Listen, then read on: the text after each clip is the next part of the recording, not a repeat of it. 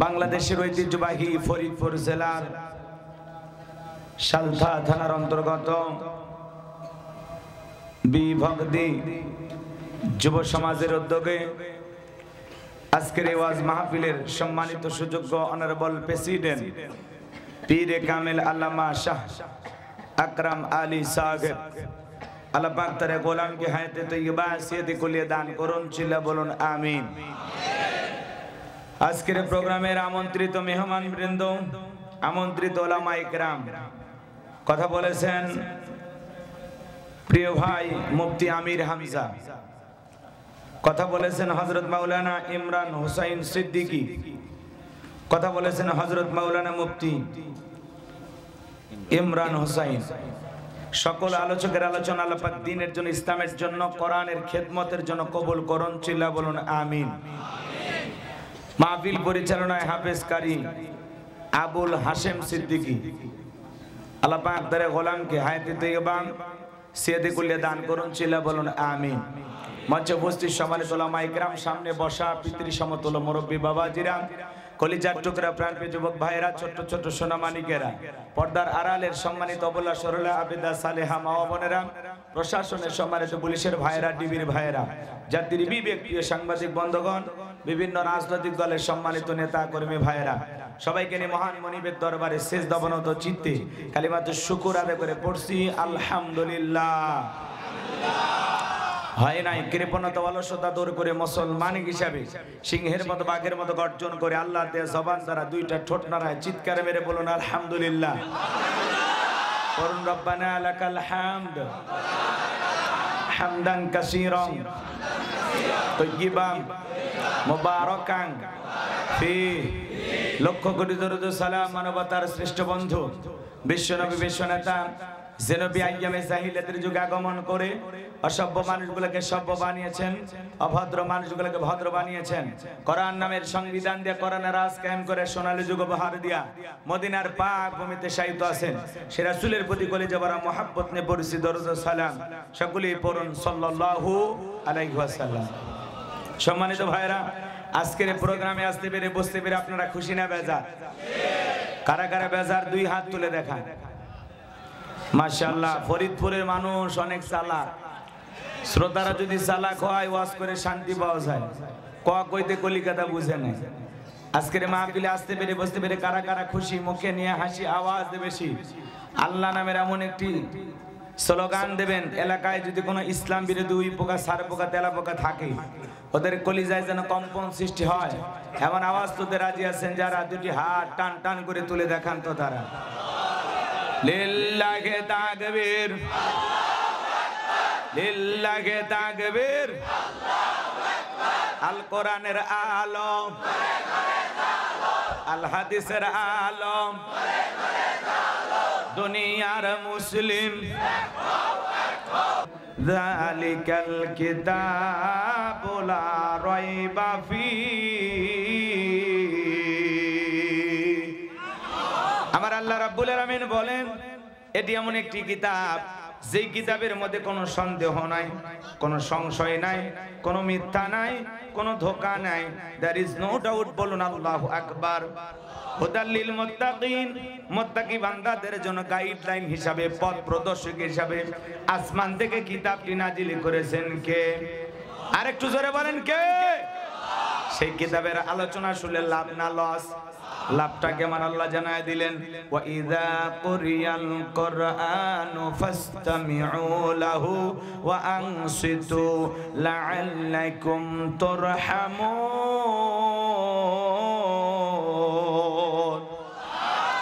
সূরা আরাফ আয়াত নাম্বার 204। আমার আল্লাহ রাব্বুল আলামিন জানিয়ে দিলেন, তোমাদের সামনে যখন কোরআন পাঠ করা হয়, কোরআনের আলোচনা করা হয়, চুপ করে কান লাগিয়ে মনোযোগ সহকারে কোরআনের কথাগুলো শ্রবণ করো। যারা চুপচাপ কোরআনুল কারীমের কথাগুলো শ্রবণ করবে, আমার আল্লাহ রাব্বুল আলামিন আসমান থেকে তাদের উপরে আল্লাহর রহমত বৃষ্টির মতো নাজিল করবেন। বলুন সুবহানাল্লাহ। ওয়াযাক্কির ফাইন্নায যিকরা তানফাউল মুমিনিন। সূরা জারিয়ার 55 নম্বর আয়াত। আল্লাহ ডেকে বলেন, যারা আমার মুমিন বান্দা তাদের সামনে যখন কোরআন দিয়ে ওয়াজ করা হয়, কোরআন থেকে উপদেশ দেওয়া হয়, এই কথাগুলো শোনার পরে আমার মুমিন বান্দাদের উপকারে আসবে। বলুন সুবহানাল্লাহ। তাহলে বলেন তো বাজান, কোরআনের কথাগুলো শুনলে আমাদের জন্য লাভ না ক্ষতি? আর একটু জোরে বলেন না। একটু কথা বললে আপনারা আমার কথার সাথে একটু সাপোর্ট দিবেন, সহযোগিতা করবেন। আমি করব ওয়াজ, আপনারা দেবেন আওয়াজ, জবাব দিবেন ঠিক ঠিক, আলোচনা হবে কমপ্লিট। শ্রোতাদের স্পিরিটে বারে বক্তার হিট, আলোচনা হবে জায়গা মতো ফিট। আগে বলতাম কিছু আজ প্যান্ডেলে, কিছু আজ অ্যাঙ্গেলে, এখন আর অ্যাঙ্গেলে না, যা বলবো সব ডাইরেক্ট। অ্যাঙ্গেলে বলার দিন শেষ, ডাইরেক্ট বলার বাংলাদেশ। কথা বলে ঠিক কি না? তাহলে কোরআনের কথাগুলো শুনে কি প্যান্ডেলে রাখবেন নাকি ঘর পর্যন্ত নিয়ে যাবেন? আমার আল্লাহ রাব্বুল আলামিন বলেন, আল্লাযীনা ইয়াসতামিউনাল কাওলা ফায়াত্তাবিউনা আহসানাহু উলাইকাল্লাযীনা হাদাহুমুল্লাহু ওয়া উলাইকা হুম উলুল আলবাব। সূরা জুমার আয়াত নাম্বার 18 আমার আল্লাহ রাব্বুল আলামিন জানিয়ে দিলেন, যারা আমার মুমিন বান্দা তাদের সামনে যখন কোরআন দিয়ে ওয়াজ করা হবে, মনোযোগ সহকারে কোরআনের কথাগুলো এখান থেকে শ্রবণ করা লাগবে। এখান থেকে যেটা ভালো কথা, উত্তম কথা, সেটা গ্রহণ করা লাগবে। শুধু কোরআনের কথাগুলো শুনলেই হবে না, এখান থেকে ভালোটা কি করা লাগবে? গ্রহণ করা লাগবে। কথা কয় না? যদি আমলের নিয়তে আপনি কথাগুলো গ্রহণ করেন, আল্লাহ তাআলা হেদায়েতের পথে চলাটাকে সহজ করে দেবেন। বলুন সুবহানাল্লাহ।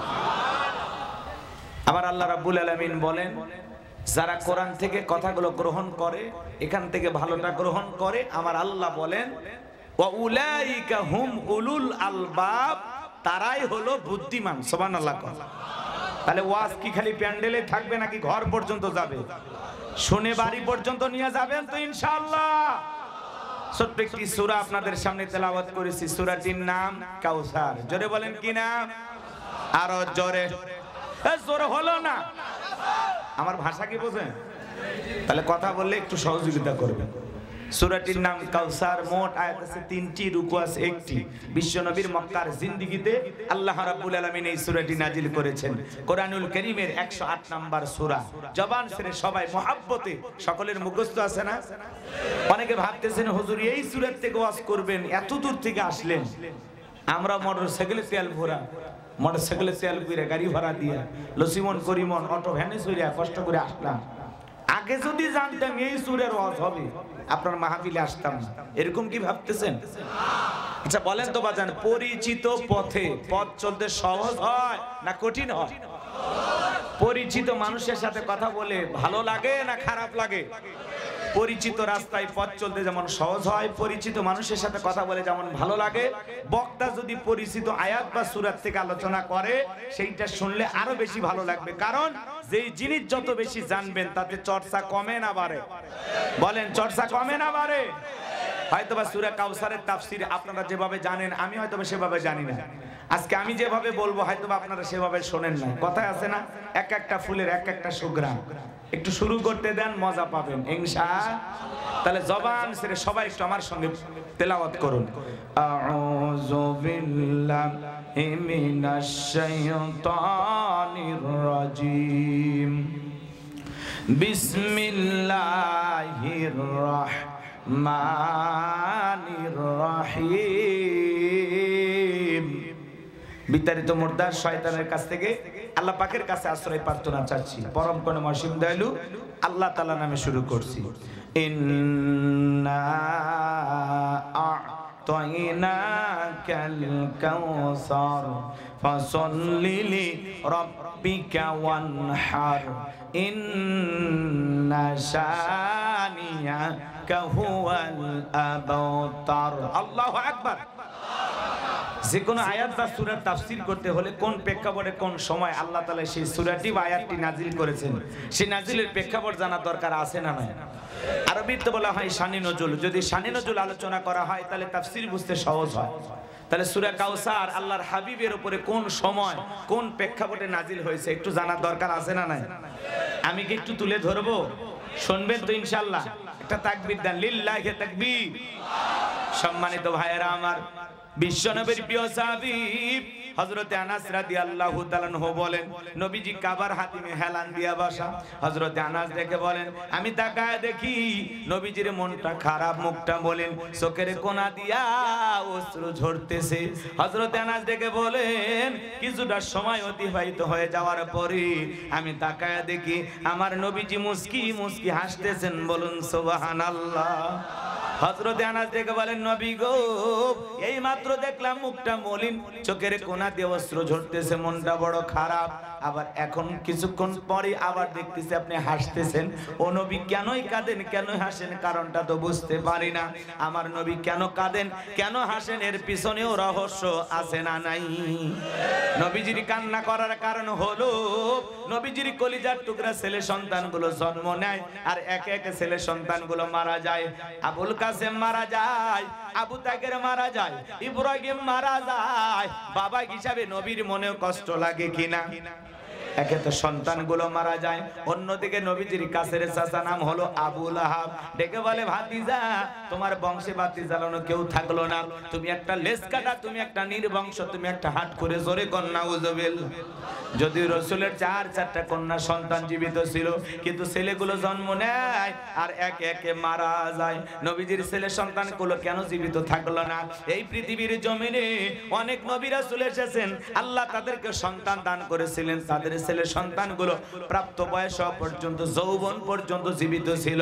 কিন্তু নবীজির একটা ছেলেও কেন প্রাপ্ত বয়স পর্যন্ত, যৌবন পর্যন্ত পৃথিবীর জমিনে জীবিত থাকলো না? এর পিছনে কারণ আছে না নাই? নবীজির ছেলে সন্তানগুলো শিশুকালে বিদায় নেওয়ার পিছনে কারণ আছে তিনটি। জোরে বলেন কয়টি? নবীর উম্মত হিসাবে জানতে কার কার মনে চায় হাত তুলে দেখান তো দেখি। লিল্লাহি তাকবীর। হাত নামান ভাইরা আমার। কি সেই তিনটি কারণ যদি বলতে চাই, 3 নাম্বার আয়াতের আলোচনা করা লাগবে। আমি কি 1 নাম্বার আয়াত বাদ দিয়ে 3 নাম্বারে যাব, নাকি আস্তে আস্তে শুরু করা যাক? ধৈর্য আছে তো ভাই ইনশাআল্লাহ? সম্মানিত ভাইয়েরা আমার, দিল দিয়ে কথাগুলো বোঝার চেষ্টা করবেন বাজান গো আমার। একে তো সন্তান হারানোর ব্যথা, অন্যদিকে আপন মানুষদের সমালোচনা, মনের কষ্ট কমে না বাড়ে? আপনারাই বলুন বাজান, আল্লাহ না করুক আপনার আমার সন্তান যদি মারা যায়, কাছের আত্মীয় স্বজনদের উচিত বিপদের দিনে সান্ত্বনা দেওয়া। বাবা তুমি সবর করো, ধৈর্য ধারণ করো, জীবন মৃত্যুর মালিক আল্লাহ। আল্লাহ সন্তান দিয়েছে, আল্লাহ নিয়েছে, মন খারাপ করো না। আল্লাহ যদি চায় বছর না ঘুরতে আবারও তোমাদের ঘর আলোকিত করে সন্তান দিতে পারেন, তিনি কে? বিপদের দিনে কাছের মানুষদের উচিত সান্ত্বনা দেওয়া। কিন্তু নবীর চাচা আবু লাহাব এতটা জঘন্য, বলে ভাতিজা তুমি একটা লেজ কাটা, তুমি একটা নির্বংশ, তোমার বংশে বাতি জ্বালানোর কেউ থাকলো না। এই কথাগুলো বলে বলে নবীজিকে কষ্ট দেয়। দিল দিয়ে কথাগুলো বোঝার চেষ্টা করবেন। একে তো সন্তান হারানোর ব্যথা, অন্যদিকে আপন মানুষদের সমালোচনা, নবীর মনের কষ্ট কমে না বাড়ে। অন্যদিকে সাহাবায়ে কেরাম যারা ইসলাম ধর্ম গ্রহণ করে, কাফের বেঈমানরা তাদের উপর নির্যাতন ও জুলুমের স্টিমরোলার চালায়। হযরতে বেলাল তখনও কালেমা পড়ে মুসলমান হন নাই। নবীজি রাতের বেলায় দারুল আরকামে বসা। হযরতে বেলাল বিশ্ব নবীর দরবারে উপস্থিত হয়ে গেলেন। নবীজির চেহারার দিকে তাকাইয়া ডেকে বলেন, নবী গো, আপনার চাইতে সুন্দর মানুষ আমি জীবনে কোনোদিন দেখি না। আপনার আমার নবী কতটা সুন্দর ছিলেন জানেন? হযরতে জাবের রাদিয়াল্লাহু তাআলা আনহু বলেন, পূর্ণিমা রাত আমি রাসূলের বাড়িতে গিয়েছিলাম, সেদিন দেখেছিলাম চাঁদ উদয় হয়েছে 2টা, একটা চাঁদ আসমানে আর একটা চাঁদ জমিনে। হযরতে জাবের ডেকে বলেন, আমি একবার আকাশের পূর্ণিমার চাঁদের দিকে তাকাই আর একবার বিশ্ব নবীর চেহারার দিকে তাকাই। হযরতে জাবের বলেন, ওই আকাশের পূর্ণিমার চাঁদের চাইতেও বিশ্ব নবীকে আমার কাছে বেশি সুন্দর মনে আপনার আমার নবী কতটা সুন্দর ছিলেন। নবীর সম্মান মর্যাদা কি আমরা বুঝি না? এক জায়গায় ওয়াজ করলাম, ভাই বলেন তোমাদের নবীর নাম কি? বলে হুজুর আব্দুল কাদের জিলানী। পীর সাহেবের নাম মুখস্থ আছে, কিন্তু কপাল পরা রসুলের নামটাও বলতে পারে না। এমন মুসলমান সমাজে আছে না নাই? দিল দিয়ে কথাগুলো বোঝার চেষ্টা করবেন। কেমন নবী পাইছি বাজান গো আমার। আম্মা জান আয়েশা ডেকে বলেন, যারা ইউসুফ নবীর চেহারার দিকে তাকাইয়া মিশরের নারীরা ফলকার থেকে আঙ্গুল কেটে ফেলে দিয়েছিল, ওরা যদি আমার একবার বিশ্ব নবীর চেহারার দিকে তাকাইতো, শুধুমাত্র আঙ্গুল নয়, আঙ্গুল কাটতে কাটতে হাত কাটতে কাটতে কখন যে নিজের কলিজা কেটে দুভাগ করে দিত মুহূর্তের জন্য টের পাইতো না। আপনার আমার নবী এতটাই সুন্দর। আম্মা জান আয়েশা আরো বলেন, ও দুনিয়ার মানুষ, তোমাদের একটা সূর্য আছে, আমি আয়েশার একটা সূর্য আছে। তোমাদের সূর্য উদয় হয় দিনের বেলায়, আর আমি আয়েশার সূর্য উদয় হয় রাতের বেলায়। আম্মা জান আয়েশা ডেকে বলেন, একদিন আমি সেলাইয়ের কাজ করতেছিলাম, হঠাৎ করে সুইটা পড়ে গেল, বাতিতে কোনো তেল ছিল না, বাতি জ্বালাইতে পারলাম না, অপেক্ষায় বৈশা থাকলাম। বিশ্বনবী যখন এশার নামাজ আদায় করার পরে ঘরের ভিতরে প্রবেশ করে নবীজি সর্বপ্রথম আম্মা জান আয়েশাকে সালাম দিলেন। নবী ঘরে ঢুকে স্ত্রীকে কি দিলেন? সালাম দিলেন। নবীর উম্মত হিসাবে আপনি আমি যখন ঘরে প্রবেশ করব, বলেন তো বাজান, স্ত্রীকে সালাম দেওয়া দরকার আছে না নাই? বাড়িতে যাব, ওকে সালাম দিবেন, আসসালামু আলাইকুম রহিমা, কেমন আছো সোনা? ঘরের দরজাটা খোলো না, আমি তোমার লিটনের বাপ, তোমার দিওয়ানা। বউ খুশি হয়ে দরজা খুলে দিবে। কথা বলেন ঠিক কি না? কিন্তু আপনার আমার ব্যবহার এত মিষ্টি না।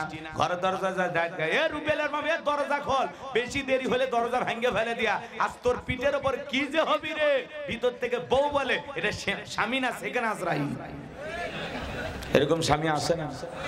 অনেকে বলে, হুজুর বউকে সালাম দিদিকে শরম লাগে।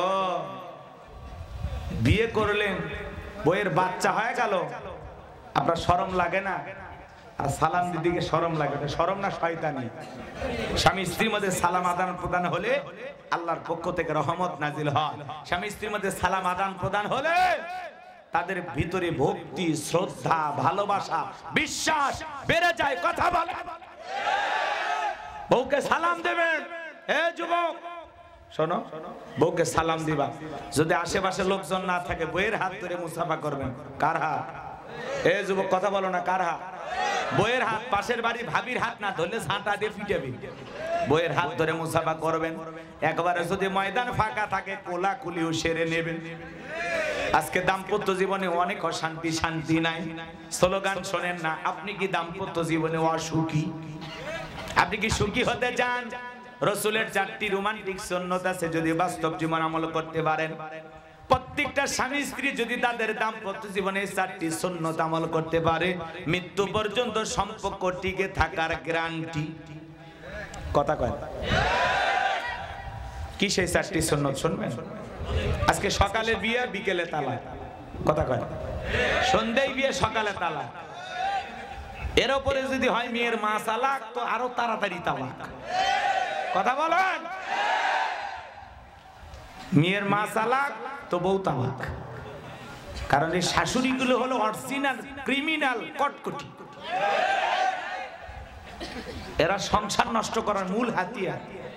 মেয়েকে বলে, জামাই রাত কি চলে আসবি, হ্যাঁ গরিব হতে পারবি, চলে আসবি, কোনো ঝামেলা সহ্য করবি না। নেওয়া হবে নারী নির্যাতনের মামলাতে 14 গোষ্ঠী জেলে ঢুকাবো। এরকম মহিলা, দাঁড়াল মহিলা আছে না নাই? ও নিজের মেয়েকে সংসার করার জন্য পাঠাচ্ছে নাকি যুদ্ধের মাঠে পাঠাচ্ছে ও নিজেও জানে না। এরকম আছে না? আল্লাহ রাসূল তার মেয়ে ফাতেমাকে বিবাহ দেওয়ার সময় কি বলে বিদায় দিয়েছিল শুনবেন? হ্যাঁ বলেন, খালি শুনলে হবে না, আমল করা লাগবে। ওয়াজের লাইন এলোমেলো হবে, একটু অপেক্ষা করেন, সামনে যায় মজা পাবেন। কি সেই 4টি সুন্নাত শুনবেন আপনারা? কারা কারা হাত তুলে দেখান তো দেখি। লিল্লাহি তাকবীর। হাত নামান ভাইরা আমার। এখনই যদি বলতে যে আলোচনা এলোমেলো হয়ে যাবে। আম্মা জান আয়েশা ডেকে বলেন, নবী যখন সালাম দিয়ে ঘরের ভিতরে প্রবেশ করলেন, নবীজির চেহারার আলোতে সুইটা কই পড়ে আছে আমি পরিষ্কার দেখতে পেয়েছি। বলুন সুবহানাল্লাহ। কেমন নবী পাইছি বাজান, যে নবী হ্যাঁ বললে তামাম পৃথিবীবাসীর জন্য আল্লাহ পাক হালালে পরিণত করে দেয়, যে নবী না বললে তামাম পৃথিবীবাসীর জন্য আল্লাহ পাক হারামে পরিণত করে দেয়। আসমানের চাঁদের দিকে ইশারা করলে চাঁদ 2 টুকরো হয়ে যায়, জমিনে পা তুললে মাওলা পাকের আরশে আজিমে পৌঁছে যায়। রাসূল যে রাস্তা দিয়ে হেঁটে যেতেন, সে রাস্তা দিয়ে সুগন্ধি পাওয়া যাইতো। নবী যখন জমিনের উপরে পথ চলতেন, আসমানের মেঘ এসে নবীজিকে ছায়া প্রদান করতেন। নবীজি যখন ঘেমে যেতেন, আম্মা জানেরা নবীজির দেগের ঘামগুলো সুগন্ধি হিসেবে ব্যবহার করতেন, শিশির ভিতরে জমা রাখতেন, আর বিশেষ দিনে নবীজির দেগের ঘামগুলো সুগন্ধি হিসেবে ব্যবহার করতেন। বলুন সুবহানাল্লাহ। আল্লাহ রাসূল যখন ওযু করতেন, নবীজির ওযুর পানি দিয়া সুঘ্রাণ বের হইতো। বলেন সুবহানাল্লাহ। যেই ছাগলের স্তনে দুধ নাই, বিশ্ব নবী হাত লিখে দিলে দুধে পরিপূর্ণ হয়ে যায়। আব্দুল্লাহ ইবনে মাসউদ ডেকে বলেন, আমার কাছে তিনজন ব্যক্তি আসলেন, ডেকে বলে, ও আব্দুল্লাহ ইবনে মাসউদ, আমাদেরকে একটু ছাগল দাও। বলে, না, ছাগলের মালিক আমি না, ছাগলের মালিক আমি না, ছাগল আমি দিতে পারবো না। এইবার ডেকে বলেন, তাদের মধ্য থেকে একজন ডেকে বলে, ও রাখাল, তোমার এই ছাগলের পালের মধ্যে এমন কোন ছাগল আছে যে দুধ দিতে পারে না, দুধই হয় না? বলে, হ্যাঁ আছে। কয়, ওইটাই দাও। কথা বুঝেন? যেটা দুধ দেন ওইটা কি বলেন? কথা করে খাসি, খাসি বলেন নাকি পাটা? আচ্ছা, যা বলেন বলেন, ঠিক আছে। এমন একটা ছাগল আব্দুল্লাহ ইবনে মাসউদ নিয়ে আসলেন, নবীজি হাত লাগা দিলেন। আব্দুল্লাহ ইবনে মাসউদ বলেন, আমি তাকায় দেখি নবী হাত দিতে দেরি, ছাগলের স্তন তৈরি হতে দেরি হলো না, দুইটা বাট তৈরি হতে দেরি হলো না। কোন সুবহানাল্লাহ। রাসূল সেখানে দুধ দহন করলেন, আবু বকর খাইলেন, বিশ্বনবী খাইলেন, আব্দুল্লাহ ইবনে মাসউদকেও পান করায় দিলেন। আবার নবীজি হাত লাগায় দিলেন। আগে যেমন যে অবস্থায় ছাগল ছিল, পূর্বের অবস্থায় আবারও ছাগল ওই একই রূপ ধারণ করলো। বলেন আল্লাহু আকবার। আগের রূপটাই ধারণ করলো। আগে যেরকম কি বললেন, খাসি বা পাঁঠা যেটাই কোন আপনারা, যেটা দুধ দেয় না, বুঝেন? আমাদের গাইবান্ধাতে অবশ্যই এরকম বলে পাঁঠা। আপনাদের এলাকায় কি কয়? পাটি, খাসি। ঠিক আছে, রাগ করতেছেন? খারাপ লাগতেছে বাজান? আমার ভাইয়েরা, যেই খাবার 2-3 জন মানুষ খাবে, ওই খাবারে বিশ্ব নবীর হাতটা লেগে গেলে শত শত মানুষ খাবার খেও যেমন খাবার তেমনি থাকতো। বলুন সুবহানাল্লাহ। সেই নবীর কাছে বেলাল কথা মনে আছে না নাই? বেলাল দেখে বলে, নবী গো, ও নবী, আপনার চাইতে সুন্দর মানুষ আর কোনোদিন দেখি নাই। ও নবী, আপনি কালেমার দাওয়াত আনি, ইসলামের প্রচার প্রসার করেন, দয়া করে আমারে কালেমা পড়ায় দেন। নবী হযরত বেলালকে কালেমা পড়ায় দিলেন, লা ইলাহা ইল্লাল্লাহু মুহাম্মাদুর রাসূলুল্লাহ সাল্লাল্লাহু আলাইহি ওয়াসাল্লাম। হযরত বেলাল কালেমা পড়ে মুসলমান হয়ে গেল। নবী ডেকে বলে, বেলাল, ইসলামের অবস্থা এখন ভালো না, কালেমা পড়ে আপাতত প্রকাশ করা যাবে না। আপনারে বলেন তো বাজান, ইসলামের অবস্থা কি সব সময় ভালো থাকে?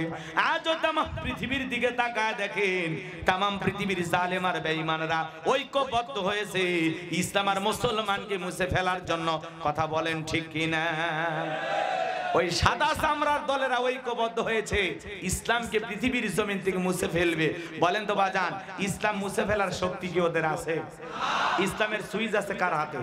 আমার আল্লাহ রাব্বুল আলামিন বলেন, ইউরিদুনা লিতুফিউ নূরাল্লাহি বিআফওয়াহিহিম ওয়াল্লাহু মুতিম্মু নূরিহি ওয়ালাউ কারিহাল কাফিরুন। সূরা সাফ আয়াত নাম্বার 8 আমার আল্লাহ রাব্বুল আলামিন জানিয়ে দিলেন, কাফেররা চায় মুখের বুত করে দিনের আলোকে, কোরআনের আলোকে, ইসলামের আলোকে নিভায়া দিতে। আমার আল্লাহ ডেকে বলেন, আল্লাহু মুতিম্মু নূরিহি, এই জমিনে দ্বীনের আলোকে, ইসলামের আলোকে, কোরআনের আলোকে আমি আল্লাহ রাব্বুল আলামিন প্রতিষ্ঠিত করে ছাড়ব। যদিও কাফের বেঈমানদের অন্তরে যত ধরনের জ্বালা যন্ত্রণা হোক না কেন। বলেন আল্লাহু আকবার। ও চাচা, কি 12টা বাজছে? 2 নাম্বার লাগছে, মারছে বাবা। শোনেন, যদি কষ্ট হয় আমাকে বলেন, একা যাবেন কেন? আমি সেই প্রায় 300 কিলোমিটার দূরে থেকে আসছি, আমারও তো যাইতে মনে চায়, তাই না? যার বাড়ি বেশি দূরে তারে আগে রওনা দেওয়ার কথা না?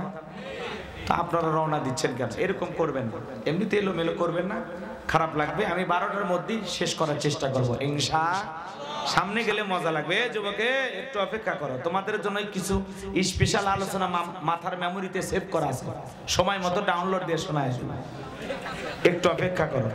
যুবক তো এখন ডিজিটাল যুবক, কথা কি বোঝেন নাই? এখনকার যে পোলাপানের যে বুদ্ধি হয়েছে রে ভাই, হিসাব সারা বুদ্ধি, কথা কয় না? কিশোরগঞ্জের এক যুবক 1 লাখ টাকার প্রয়োজন। কয় লাখ? 1 লাখ টাকা দরকার, ঋণ, অনেকের কাছে ঋণ চাই, দেয় না, ব্যাংকে গেছে দেয় না, বিদেশে যাবে, ভিসা পাসপোর্ট আটকায় গেছে, খুবই টাকার একেবারে খুব জরুরি দরকার, এমার্জেন্সি টাকার দরকার। কেউ যখন টাকা দিচ্ছে না, ওই ছেলেটা এবার 500 টাকাতে মাইক ভাড়া করছে। মাইক ভাড়া করে মুখে যা আসতেছে ওই কথা বলে এলাকাবাসীকে গালি দিতেছে। কথাকে সোশ্যাল মিডিয়াতে ভিডিওটা ভাইরাল হয়ে গেছে। 500 টাকা দিয়ে মাইক ভাড়া করছে যুবক কিশোরগঞ্জের, মাইক ভাড়া করে মানুষকে গালি দিতে লাগছে, মুখে যা আসতেছে তাই বলে গালি দিতেছে। বলে তোদের কারণে আমি ব্যাংক থেকে ঋণ পাইলাম না, কে যেন ব্যাংকে যায় কি বলে দিছে, ওরে আর ঋণ দেয় নাই, ঋণ না পায় মাথা খারাপ হয়ে গেছে। এজন্য এলাকার মানুষের 14 গোষ্ঠী উদ্ধার করে মাইক ভাড়া করে গালি দিতেছে। মাইক নিয়ে অটো একটা নিয়ে মাইক দিয়ে গালি দিতেছে। পরিশেষে এই দৃশ্য দেখার পরে একটা ব্যাংক কর্মকর্তা, তার মনের ভিতরে মায়া লাগছে, ছেলেটাকে নিয়ে যাবার 1 লাখ টাকা দিয়ে দিছে। জনগণের কারণে টাকা পায় না, কে যেন বলছে এই ছেলেকে ঋণ দেওয়া যাবে না, ওই এইবার 14 গোষ্ঠী তুলে জনগণকে গালি দিয়েছে। চিন্তা করেন, গালি দিয়েও 1 লাখ টাকা আদায় করছে। এখনকার ডিজিটাল পোলাপান কি বুদ্ধি! ও বলতেছে আমি 1 লাখ টাকার জন্য বিদেশে যেতে পারতেছি না, 30 তারিখে আমার ভিসার মেয়াদ শেষ হয়ে যাচ্ছে, তাড়াতাড়ি টাকা দরকার। ও আচ্ছা, তার এলাকার মানুষও গালি দেওয়া শুরু করছে, মুখে যা আসতেছে অশ্লীল গালি গালাজ করে অবশেষে 1 লাখ টাকা পাইছে। তাহলে গালি দেওয়ার লাভ হইল না? কি বলে? মানুষ এমনি দেয় না, সোজা দেয় না, একটু বাঁকা পথে হইলেই দেয় না, কি বলে? আল্লাহ ছেলেকে সঠিক বুঝ দান করুক, এরে হেদায়েত দান করুক আল্লাহ। জোরে বলেন আমিন।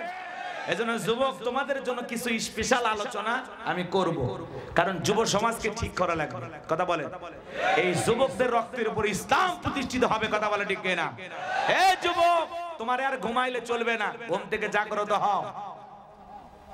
যুবকেরা যদি একবার জেগে ওঠে, সেই জাতিকে থামানোর শক্তি পৃথিবীর কারণে। কথা বলেন ঠিক না? এজন্য যুবক, তোমাদের প্রস্তুত থাকতে হবে। একটু অপেক্ষা করো, তোমাদের জন্য কিছু স্পেশাল আলোচনা হবে ইনশাআল্লাহ। আমার ভাইয়েরা, দিল দিয়ে কথাগুলো বোঝার চেষ্টা করেন। নবী ডেকে বলে, বেলাল, ইসলামের অবস্থা এখন ভালো না, কালেমা পড়েছো, আপাতত প্রকাশ করা যাবে না। হযরতে বেলাল ডেকে বলে, নবী, আমার জীবনের কোনো দাম নাই, আমার মনি বোমাইকে বলেছিলাম উট দুম্বা ছাগল পেশাব পায়খানা করে দেয়, এই ঘরে থাকতে আমার বড় কষ্ট হয়, তাই নাকি বলে?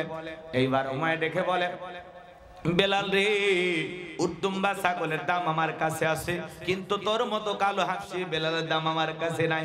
ও নবী, আমার জীবনের কোনো দাম নাই, আপনি শুধু আমাকে দোয়া করে দেন, আমি যেন মৃত্যু পর্যন্ত কালেমার পথে টিকে থাকতে পারি। এই কথা বলে হযরত বেলাল চলে গেলেন। পরের দিন সকালবেলা সূর্য উদয় হয়ে গেছে, অনেকটা বেলা হয়ে গেছে, হযরতে বেলাল দরজা খোলে না। এইবার অন্যান্য চাকর বাকর যারা আছে নালিশ নিয়ে চলে গেছে উমায়ের কাছে, যা বলে, নেতা, এখন পর্যন্ত বেলাল দরজা খোলে নাই, তাই নাকি? বলে, হ্যাঁ, ঠিক আছে, চলো যাই। দরজায় ডাক দেয়, বেলাল দরজা খোল। হযরত বেলাল দরজা খোলে না, জোরে করে ধাক্কা মারছে। যখন দরজা খুইলা গেছে, তখন এইবার উমায় তাকায় দেখে, সেই রাত্রিতে হযরত বেলাল কালেমা পড়ে মুসলমান হয়েছে।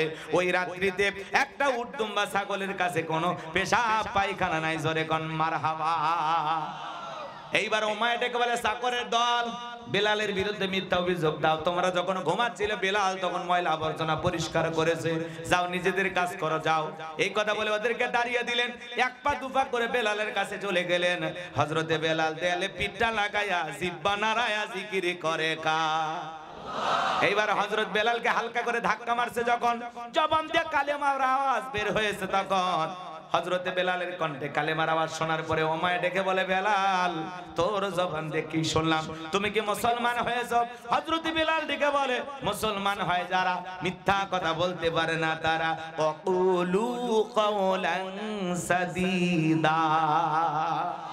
মুসলমানেরা হবে সত্যবাদী, মুসলমানেরা কখনো মিথ্যাবাদী হতে পারে?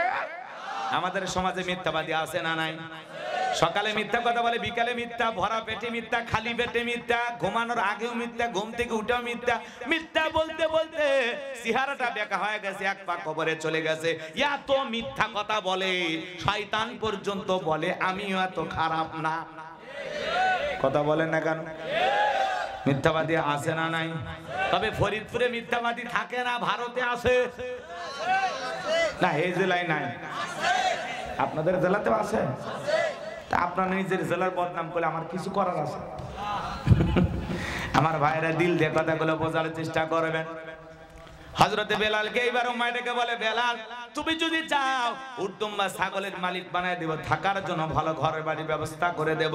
হযরতে বেলাল ডেকে বলে, উমাইয়া দুনিয়ার কোন পার্থিব সম্পদের বিনিময়ে বেলাল তার ঈমান বিক্রি করবে না, বলুন আল্লাহু আকবার। এইবার উমায় ডেকে বলে, আমার কথা না শুনলে বড় নেতা আবু জেহেলকে খবর দেব। হযরতে বেলাল ডেকে বলে, এই পৃথিবীর কোন মানুষকে দেখে আর বেলাল ভয় করে না। দুনিয়ার আবু জেহেলকে আর গোনার টাইম নাই, আমি দুনিয়ার কোন আবু জেহেলকে আর ভয় করি না, বলেন আল্লাহু আকবার। উমায় দৌড়ে চলে গেছে আবু জেহেলের বাড়িতে, যা বলে, নেতা সংবাদ খুব খারাপ, আমার বাড়ির কিদোদাস বেলাল কালেমা পড়ে মুসলমান হয়েছে। তাই নাকি? বলে হ্যাঁ ঠিক আছে, যাও আমি আসতেছি। আবু জেহেল কিন্তু সাঙ্গপাঙ্গ ছিল, ক্যাডার মাস্তান ছিল, যাদের কাজই হলো মুসলমানদের উপর নির্যাতন, জুলুমের স্টিম রোলার চালানো। আজও তাম পৃথিবীর দিকে তাকায় দেখবেন জালেমদের বিশেষ একটা বাহিনী থাকে, যাদের কাজই হলো টুপিওয়ালা, দাড়িওয়ালা, ইমানদার, আল্লাহওয়ালাদেরকে টার্গেট করে করে জেলখানায় বন্দী করা। এইবার আবু জেহেল সাঙ্গপাঙ্গ নিয়ে হাজির হয়ে গেল। হযরতে বিলালকে ডাকতে ডেকে বলে, বেলাল এইদিকে আয়, এসব কি শুনছি তুমি নাকি আব্দুল্লাহর বেটা মুহাম্মদ সাল্লাল্লাহু আলাইহি সাল্লামের কাছে গিয়ে কালেমা পড়ে মুসলমান হয়েছো। হযরতে বেলাল ডেকে বলে, যা শুনেছেন সত্য, গতকাল রাত্রিতে নবীজির হাতে হাত রেখে আমি কালেমা পড়ে মুসলমান হয়েছি, তাই নাকি? বলে হ্যাঁ। হে বেলাল, আমি তোমারে পার্সোনাল ভাবে মহব্বত করি, তোমার সাথে আমি ঝামেলা করতে চাই না। ও বেলাল, আমি তোমাকে কিছু লোভনীয় প্রস্তাব দেব। এক নাম্বার হলো, তুমি যদি চাও উটদুম্বা ছাগলের মালিক বানায় দেব। 2 নাম্বার, থাকার জন্য ঘর বাড়ি যা লাগে ব্যবস্থা করে দেব। 3 নাম্বার, ব্যবসা বাণিজ্য যদি করতে চাও দিরহাম টাকা পয়সা যা লাগে দেব। ও বেলাল, চতুর্থ প্রস্তাব, তুমি চাইতে দেরি, তোমার চাহিদাটা পূরণ করতে আমরা দেরি করব না।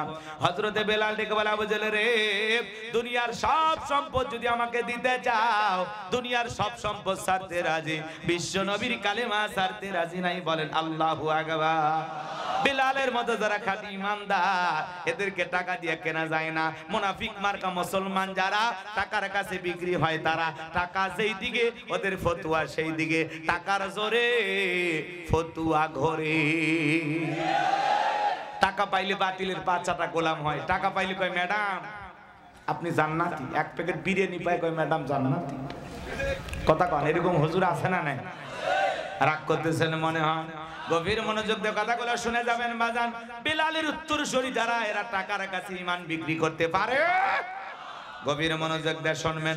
আবু জেহেল ডেকে বলে, বেলাল এত বড় লোভনীয় প্রস্তাব দিলাম, রাজি হইলা না। সোজা আঙ্গুলে ঘিউ না উঠলে আঙ্গুলে একটু বাঁকা করা লাগবে। এই কথা বলে যুবকদের লিলে দিলে চাবুক দিয়ে পিটাও। হযরত বেলালকে চাবুক দিয়ে পিটানো শুরু হলো। ওরা যত জোরে চাবুক মারে, বেলাল তত জোরে আল্লাহর জিকির করে। চাবুক দিয়ে পিটাইতে পিটাইতে কালো চামড়া গুলো ফেটে রক্ত ঝরা শুরু হয়ে গেল। আবু জেহেল ডেকে বলে, বেলাল মারতে মারতে কালো চামড়া গুলো ফেটে রক্ত ঝরতেছে, তবু কি নবী মুহাম্মাদের কালেমা ছাড়বি না? হযরত বেলাল ডেকে বলে, আবু জেহেল রে, মারতে মারতে যদি মেরেও ফেলে দাও, জীবনটা দিতে রাজি, নবীজির কালেমা ছাড়তে রাজি না। এইবার আবু জেহেল ডেকে বলে, বেলাল পায়ে রশি লাগাও। হযরতে বেলালের পা রশি দিয়ে বাঁধা হলো উঠের পায়ের সঙ্গে। মরুভূমির উত্তপ্ত গরম বালিতে ছেঁচড়াইয়া ছেঁচড়ে ঘোরা হলো। আরবের বালিগুলো এত গরম, চাল দিলে মুড়ি হয়ে যায়। সেই উত্তপ্ত গরম বালিতে হযরত বেলালকে ছেঁচড়াইয়া নিয়ে ঘোরা হলো। বাবলা গাছের কাঁটাগুলো জিহ্বার ভিতরে পেরেকের মতো মারা গেল। বিকেল বেলা নিয়ে এসে বলে, বেলাল এ বেলাল, চাবুক দিয়ে পিটাইলাম, পায়ে রশি লাগাইয়া নিয়ে করলাম, তারপরে কি নবী মুহাম্মাদের কালেমা ছাড়বি না? হযরতে বেলাল ডেকে বলে, আবু জেহেল মারতে মারতে যদি মেরেও ফেলে দাও, বেলালের নিঃশ্বাস থাকবে যতদিন, বেলাল ইসলামের পথে টিকে থাকবে ততদিন। বলেন আল্লাহু আকবার। এইবার আবু জেহেল ডেকে বলে, এ যুবকের দল, বিশাল বড় একটা পাথর নিয়ে এসে বেলালের বুকের উপরে চাপায়া দাও। বিশাল বড় একটা পাথর নিয়ে এসে হযরতে বেলালের বুকের উপরে চাপায়া দেওয়া হলো।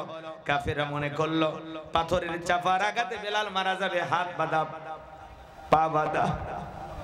বেলালকে ফেলায় তারা চলে গেল। হযরতে বেলাল বুকের উপরে বিশাল বড় পাথর, এরপরে রক্তাক্ত জিহ্বাটা নাড়ায়া জিকির করতেছেন কার? এ বাজান, আপনাকে আমাকে জিকির করার জন্য কেউ মারে না, পেটে না, ধমক দেয় না, এরপরে আমরা কপাল পর আল্লাহর জিকির করি না। মনে রাখবেন বাজান, জিকির করার জন্য আলাদা সময় লাগে না। মাঠে কাজ করতে করতে জিকির করা যায়, ব্যবসা বাণিজ্য করতে করতে জিকির করা যায়, এখানে সেখানে চলতে ফিরতে জিকির করা যায়, অফিস আদালতে বৈশা বৈশা আল্লাহর জিকির করা যায়। মনে রাখবেন হাদিস শরীফের ভিতরে আসছে, যার জিহ্বাটা আল্লাহর জিকিরে তরুতাজা থাকবে, আল্লাহর জিকিরে ভিজা থাকবে, ওই জিহ্বাওয়ালা মানুষ কোনদিন জাহান্নামের আগুনে জ্বলবে না। বলুন সুবহানাল্লাহ। ফাযকুরুনি আযকুরুকুম ওয়াশকুরুলি ওয়ালা তাকফুরুন। বান্দারে তোমরা আমারে স্মরণ করো, আমি আল্লাহ তোমাদেরকে স্মরণ করব। কৃতজ্ঞতা প্রকাশ করো, অকৃতজ্ঞ হয় না। তাহলে বলেন তো বাজান, সব সময় জবানে জিকির চালু রাখতে হবে কার? হযরতে বেলাল রক্তাক্ত জিহ্বাটা নাড়ায়া চোখের কোণা দিয়ে পানি ঝরতেছে, আর আল্লাহকে ডেকে বলে, আল্লাহ, বুকের উপরে বিশাল বড় পাথর থাকার কারণে তোমার মতো মালিকের জিকিরি করতে বড় কষ্ট হয়। তুমি তো সেই আল্লাহ, ইব্রাহিমের জন্য যদি নমরুদের আগুনকে ফুলের বাগান বানায় দিতে পারো, ও আল্লাহ তুমি কি পারো না বেলালের বুকের পাথরটাকে তুলার মতো নরম বানায় দিতে? ও মালিক, বুকের উপরে পাথর থাকার কারণে তোমার নামে জিকিরি করতে বড় কষ্ট হয়। ও আল্লাহ তুমি কি পারো না বেলালের বুকের পাথরটাকে তুলার মতো নরম বানায় দিতে? হযরতে বেলাল দোয়া করতে দেরি, আসমানের মালিক আল্লাহ দোয়া কবুল করতে দেরি করে নাই। বেলালের বুকের পাথরটাকে আমার আল্লাহ তুলার মতো নরম বানিয়ে দিয়েছেন। বলুন সুবহানাল্লাহ।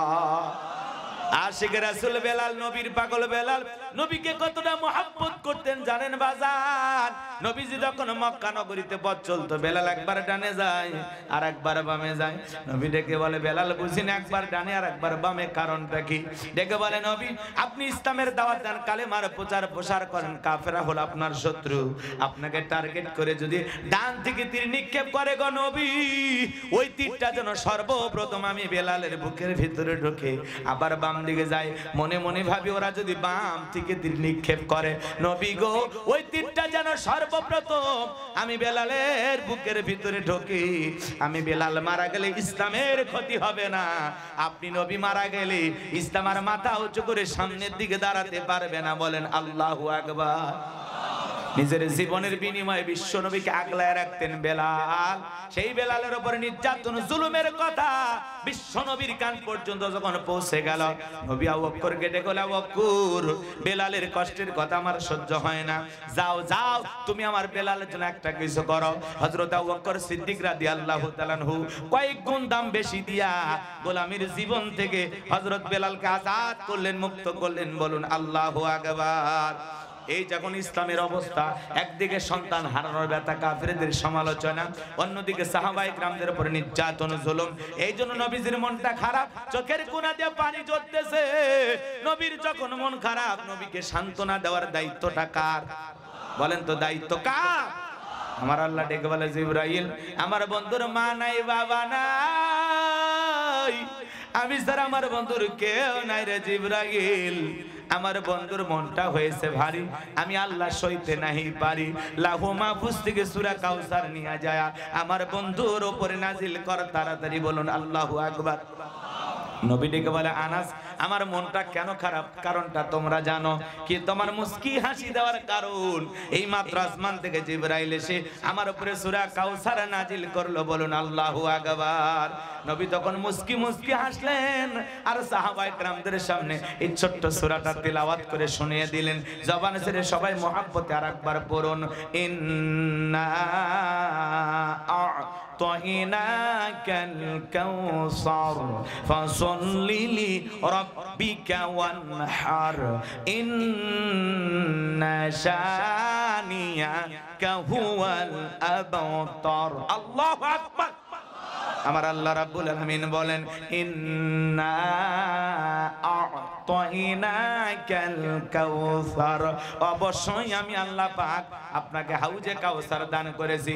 এই পৃথিবীর অন্য নবী রাসূলকে আল্লাহ রাব্বুল আলামিন হাউজে কাউসার দান করেন নাই।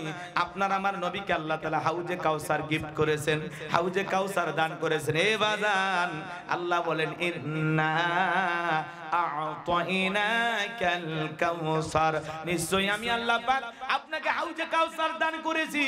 এই হাউজে কাউসারের পানি দুধের মতো সাদা, মধুর চাইতে মিষ্টি, পানির মতো ক্লিয়ার। ওই কঠিন কিয়ামতের ময়দানে যেদিন বিচার দিবস কায়েম হয়ে যাবে, বিচার দিবসের একদিন হবে 50,000 বছরের সমান। যেদিন সূর্য সহাত মাথার উপরে চলে আসবে, জমিন হয়ে যাবে তামার জমিন, বেঈমানদের জিহ্বা নাভি পর্যন্ত ঝুলে আসবে। যেদিন পাহাড় পর্বত নদী নালা খাল বিল বিল্ডিং আমারত কোনো কিছু থাকবে না। কুল্লুমান আলাইহা ফান, এই পৃথিবীর জমিনের সবকিছু আল্লাহ তাআলা ধ্বংস করে দেবেন। ওই কঠিন কিয়ামতের ময়দানে বিচার দিবস যেদিন কায়েম হয়ে যাবে, ভাই ভাইয়ের কাছ থেকে পালিয়ে যাবে, মাতা পিতা সন্তানের কাছ থেকে পালিয়ে যাবে। সেই কথা আল্লাহ রাব্বুল আলামিন বলেন, ইয়াউমা ইয়াফিরুল মারউ মিন আখি ওয়া উম্মিহি ওয়া আবি ওয়া সাহিবাতিহি ওয়া বানিহি। সেদিন ভাই ভাইয়ের কাছ থেকে পালিয়ে যাবে, সন্তানদের কাছ থেকে মাতা পিতা পালিয়ে যাবে, স্বামীর কাছ থেকে স্ত্রী পালিয়ে যাবে, স্ত্রীর কাছ থেকে স্বামী পালিয়ে যাবে। সেদিন কেউ কারো উপকার আসবে না। ওই কঠিন কিয়ামতের ময়দানে আল্লাহ তৈরি করা একটা ভিআইপি গ্যালারি থাকবে। সেখানে আল্লাহ রাব্বুল আলামিন তার আদরের শাস্ত্রী বান্দাকে ছায়া দান করবেন। এটা হলো কিয়ামতের ময়দানে আল্লাহ তৈরি করা ভিআইপি গ্যালারি। সুবহানাল্লাহ।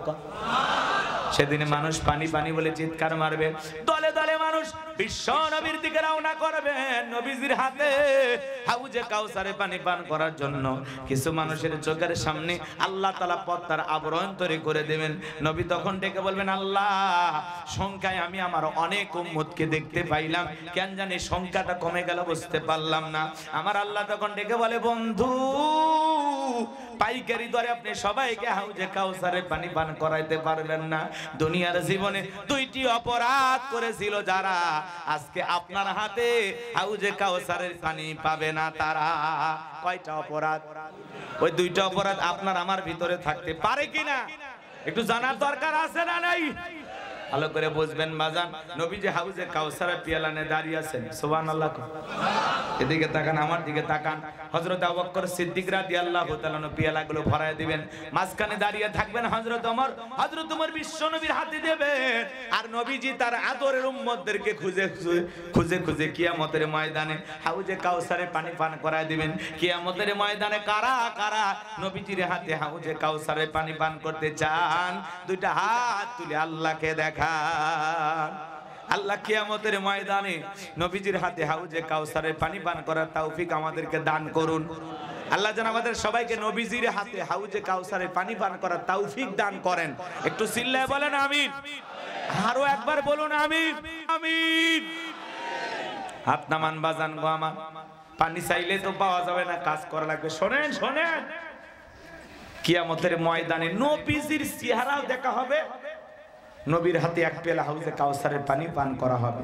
কিয়ামতের ময়দানে নবীজির হাতে এক পেলা হাউজে কাউসারের পানি যদি পান করতে পারেন, জান্নাতে ঢোকা পর্যন্ত আপনার আর তৃষ্ণা লাগবে না, তৃষ্ণা মিটে যাবে। বলুন সুবহানাল্লাহ।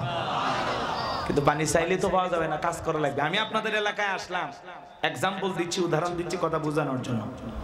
একটা ছেলের হাতে কিছু চকলেট দিলাম, দিয়ে বললাম, ভাতিজা এক বোতল পানি ভরে এনে দাও, আমি একটু ওযু বানাবো। ওই ছেলেটা চকলেট পায় মারছে দৌড়, মাঝখানে আচার খাইয়ে পড়ে গেছে, হাঁটু ছিলে গেছে, রক্ত বের হয়েছে।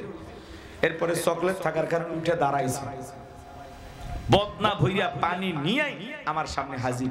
আমি তখন বললাম, বাবা এই পানি টানতে গিয়ে কষ্ট হয়েছে, মাঝখানে আসার খায় পড়ে গেছে, হাঁটু ছিলে গেছে, রক্ত মেনা বের হয়েছে। ওই ছেলেটা হাতে চকলেট থাকার কারণে এই আনন্দে বলতেছে, আমি এরকম কত পড়ে যায়, আমার কিছুই হয়। কথা কয় না? চকলেটের খুশির কারণে ব্যথাকে ব্যথা মনে হচ্ছে। কিয়ামতের ময়দানে নবীজির হাতে হাউজে কাউসারের পানি আর আল্লাহর আরশের নিচে ছায়া যদি জুটে যায়, কিয়ামতের কঠিন দিন তাদের কাছে কঠিন মনে হবে না, আল্লাহ সহজ করে দেবেন। আর এই দুই জায়গায় যারা থাকবে তারা জান্নাতে যাবে, তাদের কোনো টেনশনই নাই। সুবহানাল্লাহ। কাল ৯টার পরে ভাবিক সাথে নিয়ে বললেন, একটু জোরে বলেন সুবহানাল্লাহ। সুবহানাল্লাহ না সুবহানাল্লাহ বলতে পারবেন তো ইনশাআল্লাহ? কষ্ট কে চাচা ওয়াজ কি করব না দোয়া করব? চলবে?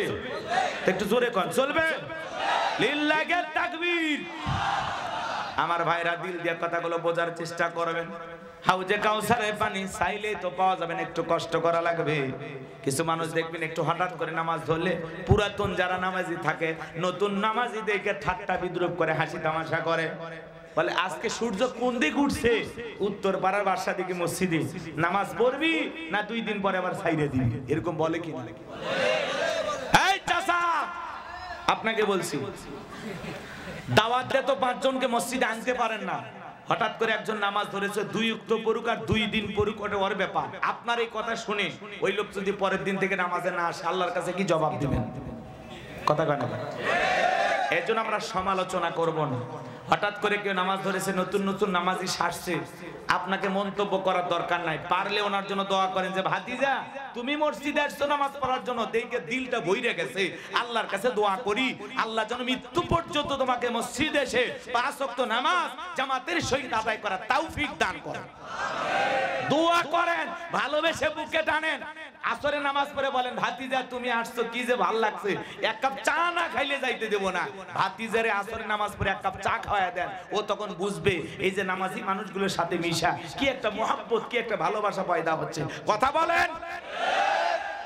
আর আপনি ঠাট্টা বিদ্রুপ করেন, সমালোচনা করেন না, ভালো হয়ে যান। যুবক ভাই শুধু দাড়ি রেখেছে, ওইটা নিয়ে সমালোচনা করেন। দাড়ি রেখে বউ নিয়ে ঘুরতে গেছে, কয় ভাবি আসসালামু আলাইকুম, সাথে চাচার খবর কি? বাড়িতে এসে বউ রাগ করে, তোমার সাথে বাহিরে যাওয়া যায় না কেন? কয় আমারটাকে ভাবি আর তোমারটাকে চাচা। যেই বউ নবীর সুন্নাত দাড়িকে মহব্বত করে না, ওই বউ আপনাকে 100% ভালোবাসা দিতে পারে না। কথা বলে ঠিক কি না? এই পৃথিবীর সকল নবীদের মুখে দাড়ি ছিল, টুপি খোলা যায়, জুব্বা খোলা যায়, দাড়ি এমন একটা সুন্নত 24টা ঘন্টা লাগে থাকে। কথা বলে ঠিক কি না? পুরুষের সৌন্দর্য দাড়ি, দাড়ি থাকলে পুরুষকে পুরুষ লাগে, আর দাড়ি ছাড়া পুরুষকে, মহিলারও দাড়ি নাই, পুরুষেরও দাড়ি নাই। রাগ করতেছেন? 70-80 বছর বয়স হয়ে গেছে, মুরব্বি চাচা সেলুনে যায়, তারপরে কই মাইরিয়া দে ক্লিন শেভ কর। নাপিত বলতেছে, চাচা যে কায়দায় চামড়া জড়ে গেছে ঠিক মতো তো দাড়িটা কাটা যায় না, একটু রাইখে দেয়, প্লাস ধরে টানি টেনে কাজ করা লাগে। চাচা বলতেছে, ভাতিজা চুলকে চুলকে দাড়ি রাখলে বলে চুলকে, আপনার দাড়ি রাখে চুলকায়? কবরে যান, ফেরেশতারা চুলকানির মলম নিয়ে বসে আছে। কথা বলেন ঠিক কি না? আমল করতে গেলে একটু কষ্ট হবে। এই যে অনেকের মাথায় টুপি নাই, অনেকের মুখে দাড়ি নাই, আমরা মুসলমান না, এটা কার সুন্নাত? এটা কার ভালোবাসা রাখছে? যুবক তোদের পা দুটা গায়ে দে শোনা, আমি পা ধরে বলে যাই, নবীকে যদি মহাব্বত করো, আজ থেকে ওয়াদা দাও, যে যুবকদের মুখে দাড়ি নাই, হুজুর কথা দিলাম জীবনে কোনোদিন আর বেলেট লাগাবো না, কোনোদিন খুর লাগবো না, হুজুর কথা দিলাম আজকের মাহফিল থেকে দাড়ি রাখবো ইনশাআল্লাহ। কারা কারা দাড়ি রাখবেন? আল্লাহ কবুল করেন, আল্লাহ কবুল করেন, জোরে বলেন আমিন।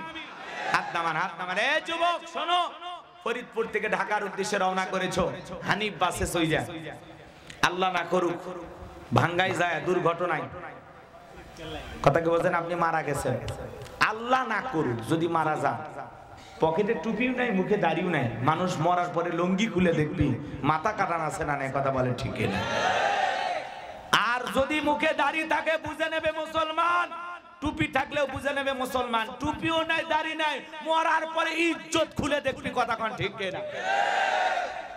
এজন্য বাইরে গেলে একটা টুপি পকেটে রাখেন, কথা কয় না, কথা মাহফিলে আসছেন মাথায় একটা টুপি রাখেন, এটা জান্নাতের বাগান, একটা সুন্দর পরিবেশ, সে জায়গায় সেইভাবে সাইজে গুজে আসা লাগবে। আল্লাহ আমাদের সঠিক বুঝ দান করুন। আমার কথা কি আপনারা খুব বিরক্ত হয়েছেন? এজন্য বাজান হাউজে কাউসারের পানি চাইলেই তো পাওয়া যাবে না, হাউজে কাউসারের পানি পান করতে গেলে কাজ করতে হবে দুইটি। দুইটা আঙ্গুল তুলে বলেন তো কয়টি? আর জোরে, জোর হলো না, উঠেই যাবে। 2025 সাল ভয় পাচ্ছেন? মিছিল করার বস না, 16 বছর মিছিল করতে পারেন, সামনে মিছিলের কাজ আদায় করেন, ওই জন্য একটু চর্চা করেন এখন থেকে। আমার ভাইয়েরা দিল দিয়ে কথাগুলো বোঝার চেষ্টা করবেন বাজান।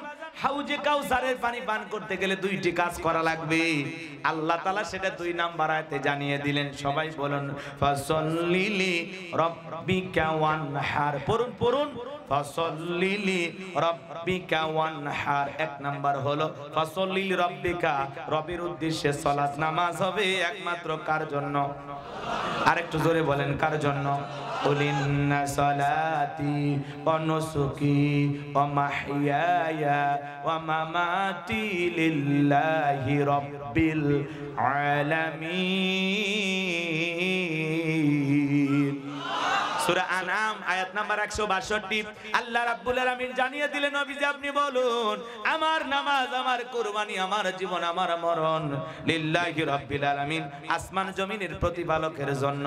মুমিন জীবনের সব ইবাদত হবে একমাত্র কার জন্য? আরেকটু জোরে বলেন, কার জন্য? ফাসাল্লি রাব্বিকা, রবের উদ্দেশ্যে সালাত নামাজ নামাজের মতো হওয়া লাগবে। আল্লাহকে রাজি খুশি করার জন্য নামাজ আদায় করতে হবে। قد أفلح المؤمنون الذين هم في صلاتهم خاشعون। অবশ্যই মুমিনেরা সফল যারা নিজেদের সালাত বিনয়ের সহিত নম্রতার সহিত আল্লাহর ভয় নিয়ে আদায় করে। নামাজ আদায় করতে হবে কার ভয়ে? আর একটু জোরে বলেন। নামাজ যদি নামাজের মতো আদায় করেন, আল্লাহ রাব্বুল আলামিন বলেন ফালিয়াবুদু রাব্ব হাযাল বাইত আল্লাযী আত'আমাহুম মিন জু' ওয়া আমানাহুম মিন খাউফ। আল্লাহ রাব্বুল আলামিন বলেন এই ঘরের মালিকের ইবাদত করো। ইবাদত যদি ইবাদতের মতো হয়, নামাজ যদি নামাজের মতো হয়, গোলাম 5 ওয়াক্ত সালাতে মাথা নত করে আমি আল্লাহর কুদরতি কদমে যদি সিজদা দিতে পারো, তোমার নামাজ যদি নামাজের মতো হয়, ইবাদত যদি ইবাদতের মতো হয়, এই ঘরের মালিকের ইবাদত করো। ইবাদত যদি ইবাদতের মতো হয়, আল্লাহ ডেকে বলে গোলাম 5 ওয়াক্ত সালাতে মাথা নত করে আমি আল্লাহকে যদি সিজদা দিতে পারো, আমি আল্লাহ 2টা জিনিস তোমাদেরকে দেব। 1 নাম্বার, তোমাদের রিজিকের টেনশন করা লাগবে না। বলেন তো বাজান, রিজিক দেওয়ার একমাত্র মালিক কে?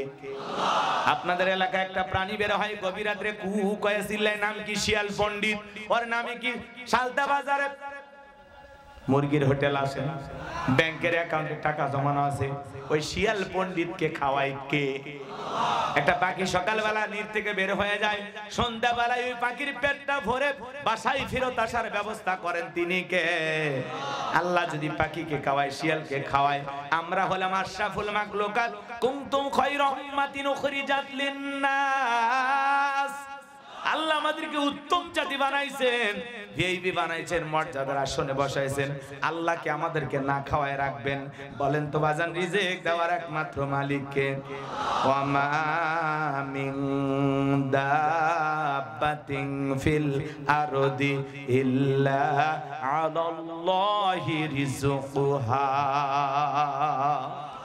সূরা হুদের ভিতরে আল্লাহ পাক জানায়া দিলেন এই পৃথিবীতে এমন কোন বিচরণশীল প্রাণী নাই যার রিজিকের ব্যবস্থা আমি আল্লাহ আসমান থেকে করি না। ওই আটলান্টিক মহাসমুদ্রের ৩৩,০০০ ফিট গভীরতল পানির নিচে থাকা ছোট্ট একটা প্রাণী, তার রিজিকের ব্যবস্থাও আমি আল্লাহ আসমান থেকে করি। বলুন সুবহানাল্লাহ। তাহলে নামাজের মতো আদায় করলে রিজিক দেবেন কে? 2 নাম্বার, সকল ভয় থেকে নিরাপত্তা দেবেন কে? সমাজে ভয় আছে না নাই? মেয়েটা কলেজে গেল, একা একা ফিরবে নাকি জামাই সাথী নিয়ে ফিরবে, ভয় আছে না নাই? মেয়েটা স্কুলে গেল, ভালোভাবে ফিরবে নাকি কারো লালসার শিকার হবে, ভয় আছে না নাই? আপনি বিকাশের দোকানদার, 2 লাখ টাকা নিয়ে আপনি ফরিদপুর থেকে আপনার এই গ্রামে আসবেন, মনে মনে ভাবতেছেন আল্লাহ 2 লাখ টাকা নিয়ে বাড়ি পর্যন্ত যাইতে পারবো নাকি ছিনতাইকারী কবলে পড়ে টাকা চান, 2টা হারাবো, ভয় আছে না নাই? চুরির ভয় আছে না নাই? ডাকাতির ভয় আছে না নাই? খুন দর্শনের ভয় আছে না নাই? মনে রাখবেন বাজান, নামাজ যখন নামাজের মতো আদায় করবেন, সমাজে এগুলো ভয় থাকবে না। আমার আল্লাহ নিরাপত্তার ব্যবস্থা করবেন। এ বাজান, এই সমাজকে যদি চুরি মুক্ত করতে চান, দুর্নীতি মুক্ত করতে চান, লাগবে কারাই। আজ থেকে 1500 বছর আগে আল্লাহ আইন দিয়েছেন, ওয়াসারিকু ওয়াসারিকাতু ফাকতাউ আইদিয়াহুমা জাযাআম বিমা কাসাবা নাকালাম মিনাল্লাহ। সূরা মায়েদার 38 নম্বর আয়াতে আল্লাহ আইন দিয়েছেন, চোর পুরুষ হোক আর নারী হোক, আল্লাহর বিধান, আল্লাহর ফয়সালা অপরাধ যদি প্রমাণিত হয়, চোরের হাত কেটে দাও।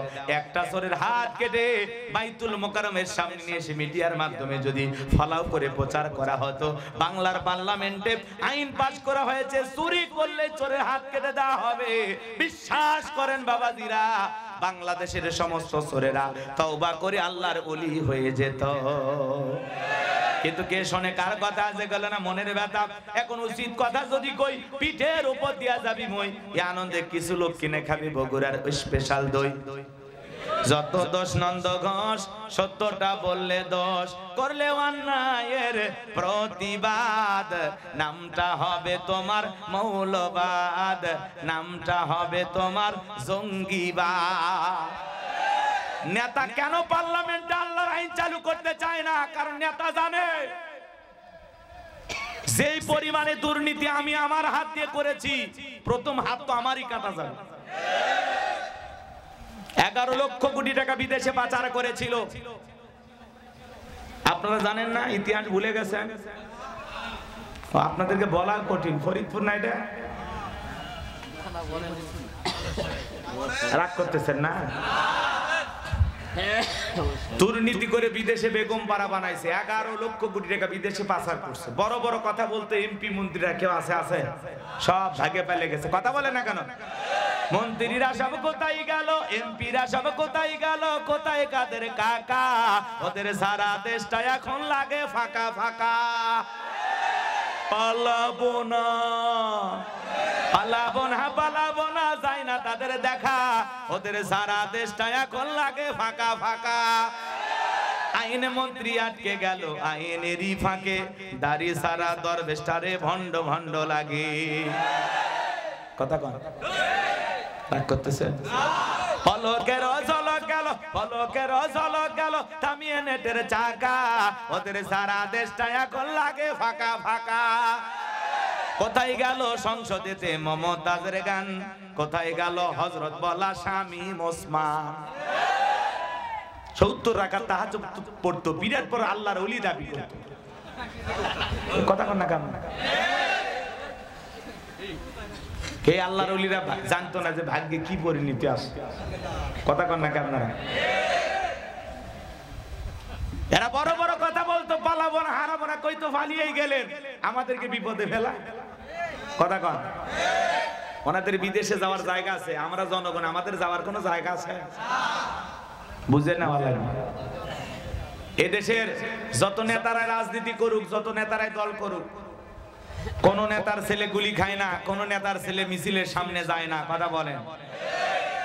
এই দেশের গরিব দুঃখী মানুষের রক্তের উপরে দাঁড়িয়ে ওরা রাজনীতি করে, পকেট ভারী করে। কথা বলেন ঠিক না? আমরা বারবার রক্ত দেই, বারবার জীবন দিই, তাও হুঁশ ফেরে না আমাদের। আমাদের হাতে মূলে ঝুলে দেয়, মূলে। কথা কন, লাভ আছে? অনেক দুঃখ মনের মধ্যে। 16 বছরের কাজ আদায় করতে মন চাচ্ছে, কিন্তু সময় নেই। আপনাদের ধৈর্যও কম, আমি দেখতেছি। কষ্ট হচ্ছে আপনাদের? তাহলে সমাজে এদিকে খেয়াল করেন, আল্লাহর আইন ছাড়া শান্তি আসবে? মানুষের তৈরি করা তন্ত্র মন্ত্র দিয়া, মানুষের তৈরি করা সংবিধান দিয়া এই সমাজে চুরি দুর্নীতি খুন ধর্ষণ টেন্ডারবাজি চাঁদাবাজি বন্ধ হবে না। এই সমাজে দুর্নীতি মুক্ত একটা বাংলাদেশ করতে হলে, চাঁদাবাজ সুদ ঘুষ মুক্ত একটা বাংলাদেশ করতে হলে আল্লাহর আইন চালু করতে হবে। আল্লাহর বিধানে শান্তি, আল্লাহর বিধানে মুক্তি। নেতা আল্লাহর আইন চালু করবে না, কারণ আর বোতল খাওয়া হবে। এক মহিলা মানুষ আজকে চাঁদপুরে একটা মহিলা মানুষ মদ খাইতেছে, কথা কয় না, মহিলা বলতেছে আমি মদ খাই, আমার মদের কি আছে? লাইসেন্স নেওয়া আছে। একটা মেয়ে মানুষ বলতেছে আমি আমার টাকায় মদ খাই। বলা হচ্ছে আপনার কাছে নাকি 40 পিস ইয়াবা আছে, পাই না ইয়াবা, আমি মদ খাই, আমার মদের লাইসেন্স নেওয়া আছে। হাই রে, মহিলা মানুষ মদের লাইসেন্স পাইছে ভাই। ওরে যদি এইটা দেয়, এই সমাজে পুরুষের কোনো দাম আছে? একটা নারী যদি মাতাল হয়, ও মাতাল হয়ে কি করবে ও নিজেও জানে। কথা কন নাকি আপনারা? এই সমাজে এরকম অসভ্য নোংরা চরিত্রের মানুষ আছে না? জোরে বলেন আছে না নাই? সমাজটা অন্ধকারে ছেয়ে যাচ্ছে বাজান। চতুর্দিক দিয়ে তাকায় দেখেন, সমাজে অসংখ্য ধরনের অন্যায় অপরাধ চলতেছে। কথা বলেন ঠিক কিনা? একটা নারী মদ খায়, এটা মানা যায়? আপনার বউ যদি মদ খায়, কি বলেন, খুশি হবেন? এরকম মাতাল বউ ঘরে রাখা যাবে? ও স্বামী ভেবে কার কাছে যাবে নিজেও জানে না। কথা বলে ঠিক কিনা? এই জন্য এগুলো মাতা এই সমাজে রাখা যাবে না। আজকে ওপেনে মদ খাইতেছে, মদের কি দেওয়া হয়? সমাজে লাইসেন্স দেওয়া হয় মদের। মদ পান করতে পারবে, মদের ব্যবসার অনুমতি দেওয়া হয়। সুবহানাল্লাহ বলবেন না? এদেশে যদি আল্লাহর আইন চালু করা হয়, এগুলো থাকবে? বলেন থাকবে? কোন নাইট ক্লাব থাকবে না, কোন রং তামাশার জায়গা থাকবে না, মদ জুয়া থাকবে না। কথা বলেন। মাদক মুক্ত সমাজ করব আমরা ইনশাআল্লাহ। বলেন কষ্ট হয় যুবকে, বসো, তোমাদের ওয়াজ তো হয়নি, এই যে এসে গেছে। ভালো করে বোঝেন বাজান গো আমার।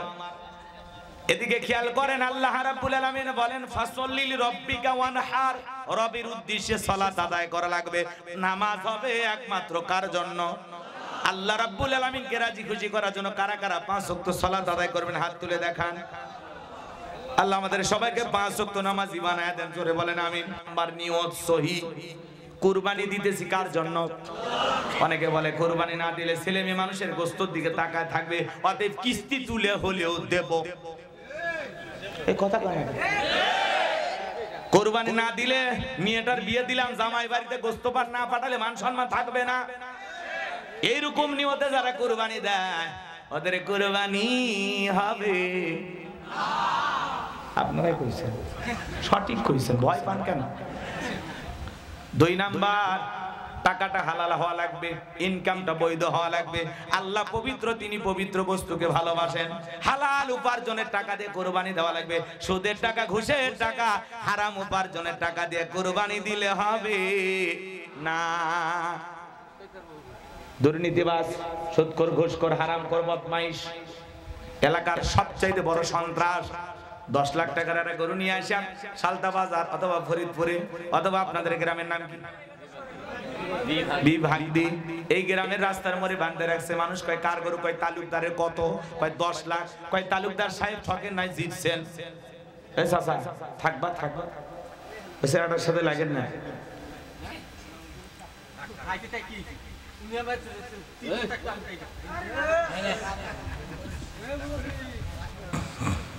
চাচা এদিকে আসেন, এদিকে আসেন, সামনে আসেন, কাছে আসেন, তাহলে এই জায়গায় বসে। রাগ করছেন কে? ছেলেটা বগুড়া থেকে আসছে কষ্ট করে, বোঝেন না? হ্যাঁ, কষ্ট কষ্ট কষ্ট দিবেন না, মেহমান না আমরা। এদিকে খেয়াল করেন, কষ্ট হচ্ছে আপনাদের? খারাপ লাগতেছে? দোয়া করে দেবো এখনই, চলবে কিছুক্ষণ। তাকবীর দেন, লিল্লাহি তাকবীর। তাহলে শোনেন, হালাল উপার্জনের টাকা দিয়ে কুরবানি, কথা কয় না, মনে থাকবে তো ইনশাআল্লাহ। আর 3 নাম্বার, ফাসল্লি লিরাব্বিকা ওয়ানহার, সালাত হবে যে রবের জন্য, কুরবানি হবে সেই রবের জন্য। আগে নামাজ পড়ো, তারপরে কুরবানি করো। নামাজি হয়ে কুরবানি দেওয়া লাগবে, বেনামাজি হয়া। ফজরের নামাজ নাই, ঈদের নামাজ নাই, 9টার দিকে গোসল করে গরুর দড়ি ধরে বসে আছে মফিস।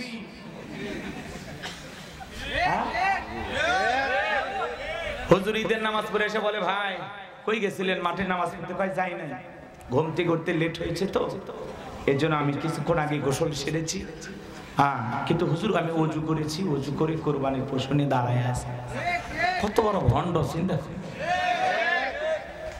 ফজরের নামাজ নাই, ঈদের নামাজ নাই, ও ওযু করে দড়ি ধরে বসে আছে। বলেন এরকম আছে না ভাই? এগুলো কুরবানি হলো লোক দেখানো, এগুলো একটু গোস্ত খাওয়া হবে পিকনিকের মতো। মানে এই কুরবানিগুলো আল্লাহর দরবারে কবুল হবে না। যার নিয়ত সহি, টাকা হালাল, নামাজি, এরকম লোক যদি কুরবানি দেয়, আর কুরবানির পশু রক্ত জমিনে পড়ার আগেই আরশের মালিক আল্লাহর কাছে কবুল হয়ে যাবে। আল্লাহ এমন কুরবানি দাতা হিসেবে কবুল করেন আমাদেরকে। এটা জোরে বলেন আমিন। 3 নাম্বার আয়াত, ইন্না শানিয়া কাহুয়াল আবতার। আল্লাহু আকবার। আমার আল্লাহ ডেকে বলে, নবী যারা আপনাকে লেসকানারির বংশ বলে, ও নবী আপনি মন খারাপ করবেন না, কষ্ট মনের মধ্যে নেবেন না। আপনার ছেলে সন্তানগুলোকে আমি আল্লাহ শিশুকালে উঠায় নিয়েছি, এজন্য কষ্ট মনের মধ্যে নেবেন না। ও নবী কষ্ট মনের মধ্যে নেবেন না। এই পৃথিবীর জমিনে আপনাকে মহব্বত করে, আপনাকে ভালোবাসার কোটি কোটি রুহানি সন্তান আমি পাঠাবো, যারা আপনার জন্য জীবন দিতে প্রস্তুত থাকবে। বলুন আল্লাহু আকবার। পুরো পৃথিবীতে বর্তমানে 700 কোটির উপরে মানুষ, এর মধ্যে হলো 200 কোটির মতো মুসলমান। ফ্রান্সের জালেম বেঈমানরা যখন নবীজির কার্টুন প্রদর্শন করলো, দেয়ালে দেয়ালে কার্টুন টাঙাইছে, ডাক্তার ব্যাখ্যা করে মুখে কয়েকটা দাড়ি লাগায়া কার্টুন টাঙাইছে। কার্টুন টাঙায়া বলতেছে, ইনি মুহাম্মদ। জোরে কন্না নাউযুবিল্লাহ। আমার নবীকে দেখতে কার্টুনের মতো। এই পৃথিবীর সবচেয়ে সুন্দর মানুষটির নাম মুহাম্মদ রাসূলুল্লাহ সাল্লাল্লাহু আলাইহি ওয়াসাল্লাম। কথা বলে ঠিক কিনা?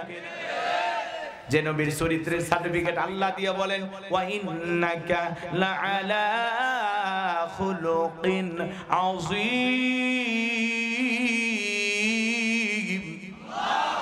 আমার আল্লাহ ডেকে বলে, নবী গো আপনি হলেন পুত পবিত্র মহান চরিত্রের অধিকারী। আযীম আরবিতে এমন একটি শব্দ যার গভীরতা মাপা যাবে না, লম্বা হবে বাজার লম্বা করার সুযোগ নাই। তাহলে নবীর চরিত্রের সার্টিফিকেট দিয়েছেন কে? যে নবী 63 বছরের জিন্দেগিতে একটি মিথ্যা কথা বলেননি, এমন বিশ্ব রেকর্ড পৃথিবীর আর কোন নেতার আছে? 63 বছরে একটি মিথ্যা কথা বলেননি। নাম কি? মুহাম্মদ রাসূলুল্লাহ সাল্লাল্লাহু। আর আপনার নেতা মিথ্যা না বললে তার রাজনীতি জমে না। কথা বলে, মিথ্যা না বললে তার সময় কাটে না। মিথ্যাবাদী, এই কথা বলে না কেন? সমাজে প্রচুর মিথ্যাবাদী। কি মনে করে খালি নেতারাই মিথ্যা কথা বলে? ছেলেরা কয় না? মেয়েরা কয় না? আপনার বউ মিথ্যা কথা বলে?